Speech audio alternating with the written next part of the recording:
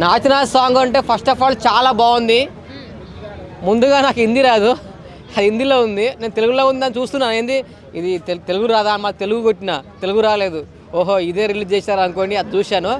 కానీ నిధి అగర్వాల్ గారు అసలు డ్రెస్సింగ్ కానీ అండ్ ఎక్స్పోజింగ్ కానీ చాలా బాగుందండి.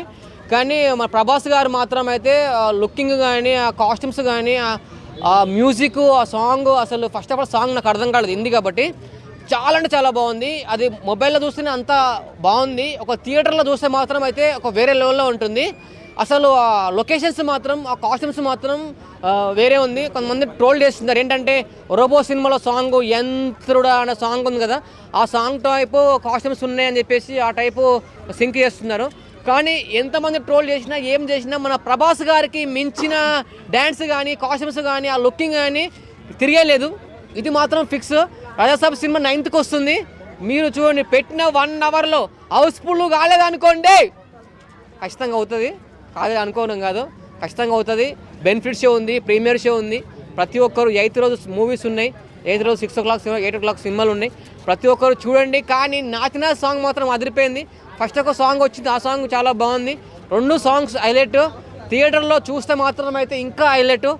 అసలు మ్యూజిక్ తమన్ గారు మీరు మాత్రం వేరే సార్. హిందీలో కొట్టినా తెలుగులో కొట్టినా అన్నీ వేరే. చాలా అంటే చాలా బాగుంది సాంగ్. అసలు సాంగ్ మీరు చూడలేదనుకుంటే ప్రతి ఒక్కరు చూడండి. రాజాసాబ్ సెకండ్ సాంగ్ హిందీలో ఉంటుంది. అసలు నిధి అగర్వాల్ గారు ఆయనకి మొత్తం గౌన్లే ఉంటాయి. చాలా చాలా బాగుంది. ఆయన ప్రభాస్ గారు మొత్తం అద్దాల జాకెట్స్, మొత్తం ఆ స్పెట్స్, ఆ స్టైల్ అవన్నీ డాన్స్. ప్రభాస్ గారు ఏ స్టెప్ వేసినా వేరే లెవెల్ ఉంటుంది. ప్రభాస్ గారు మీ డాన్స్ కానీ అవన్నీ చాలా బాగున్నాయి సార్. హైలైట్. అసలు నాకు తెలిసి ఈ సంక్రాంతికి ఇట్టు కొట్టేది రాజసాబే అనుకుంటున్నాను నేను. ప్రభాస్ గారు హారర్ జోన్లో రాలేదు. కానీ అసలు చాలామంది చూస్తున్నారు మరి ఎలా ఇట్టు కొడుతుందా లేదా అని. ఖచ్చితంగా ఇట్టు కొడుతుంది ఈ సంక్రాంతికి. ఈ సంక్రాంతికి 7 సినిమాలు ఉన్నాయి. 7 సినిమాల్లో ఇట్టు కొట్టేది అంటే రాజాసాబే అనుకుంటున్నాను నేను. దీనికి ప్రభాస్ గారికి ఫ్యాన్స్ ఎంతమంది ఉన్నారో మీరు ఎక్స్పెక్ట్ చేయలేరు. ప్రభాస్ గారు ఒకప్పుడు బాహుబలి 2 తోటి ఒక ఇట్టు కొట్టారు. అలాంటి ఇట్లు మళ్ళీ మళ్ళీ కొట్టాలని చెప్పి నేను కోరుకుంటున్నాను. ఖచ్చితంగా సూపర్ డూపర్ ఇట్టు కొడుతుంది.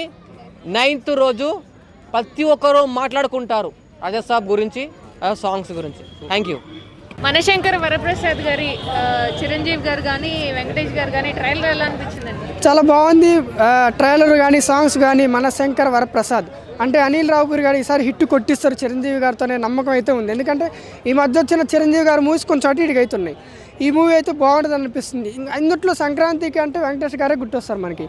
ఆ లోటు లేకుండా ఒక 30 minutes అంటే ఒక సాంగ్ కావచ్చు, చిన్న క్యారెక్టర్ కావచ్చు, వెంకటేష్ గారిని దింపారు. ఆ లోటు కూడా ఉండదు. ఖచ్చితంగా ఈ సంక్రాంతికి హిట్ కొడతారు. అంటే వెంకటేష్ గారు ఏమన్నా చిరంజీవి గారిని డామినేట్ చేసినట్టు అనిపించిందా? డామినేషన్ ఉండదు, అని మూవీ మొత్తం ఉండరు కదా. మూవీలో కొంచెంసేపు ఉంటారు, ఒక సాంగ్ వచ్చి వెళ్తారు. అంటే గెస్ట్ రోల్ అనుకోండి, ఒక సపోర్ట్ రోల్ అనుకోండి. చిరంజీవి గారిని డామినేట్ చేయాలంటే కష్టం. ఎందుకంటే ఆయన చిన్న యాక్టర్ ఏం కాదు. ఆయన డ్యాన్స్ కానీ, ఆయన యాక్టింగ్ కానీ, ఆయన గ్రేస్ కానీ తెలియదు ఏం లేదు. ఇప్పుడు అనిల్ రావుపూరి గారు అంటే 70% కామెడీ, 30% స్టోరీయే ఉంటుంది. కామెడీ కూడా అది కూడా లాజిక్ లేకుండా ఉంటుంది. చిరంజీవి గారికి కామెడీ పండించడం కొత్త ఏం కాదు. ఆయన సీనియర్ ఆర్టిస్ట్ కాబట్టి ఇందులో కూడా కామెడీ పండిస్తారు. చాలా బాగుంటుందని అనుకుంటున్నాను. అంటే కొన్ని సందర్భాల్లో చిరంజీవి గారి డైలాగ్స్ కానీ కొంతవరకు నయనతార గారిని బతిలాడడం కానీ ఇదంతా నచ్చలేదు, ఆయన్ని చాలా తక్కువ చేశారని చెప్పి అంటున్నారు అభిమానులు. అంటే అది ఫ్యామిలీ మూవీ కదండి, ఫ్యామిలీ మూవీస్ చేస్తారు.